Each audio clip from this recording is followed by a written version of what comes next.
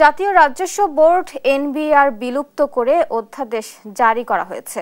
NBR ভেঙে রাজস্ব নীতি ও রাজস্ব ব্যবস্থাপনা নামে দুই বিভাগ করা হয়েছে।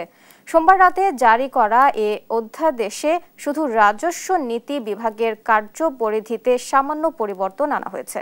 আর রাজস্ব ব্যবস্থাপনা বিভাগের প্রশাসনিক পদগুলোতে অ্যাডমিন ক্যাডার কর্মকর্তাদের পাশাপাশি আয়কর ও কাস্টমস ক্যাডারের কর্মকর্তাদের রাখা হয়েছে। অধ্যাদেশে বলা হয়, রাজস্ব নীতি বিভাগ কর আইন প্রয়োগ ও কর আদায় পরিস্থিতি পর্যবেক্ষণ করবে। আর রাজস্ব ব্যবস্থাপনা বিভাগে প্রশাসনিক অনুবিভাগের বিভিন্ন পদ অ্যাডমিন ক্যাডার ও রাজস্ব ব্যবস্থাপনা বিভাগের মাঠ পর্যায়ের কর্মরত কর্মচারীদের মাধ্যমে পূরণ করা হবে। নতুন অধ্যাদেশ অনুযায়ী জাতীয় রাজস্ব বোর্ডের জনবল রাজস্ব ব্যবস্থাপনা বিভাগে ন্যস্ত হবে। এই জনবল থেকে প্রয়োজনীয় জনবল রাজস্ব নীতি বিভাগে পদায়ন করা যাবে। এছাড়া অভ্যন্তরীণ সম্পদ বিভাগ বিলুপ্ত করে তার জনবল রাজস্ব নীতি বিভাগে ন্যস্ত হবে।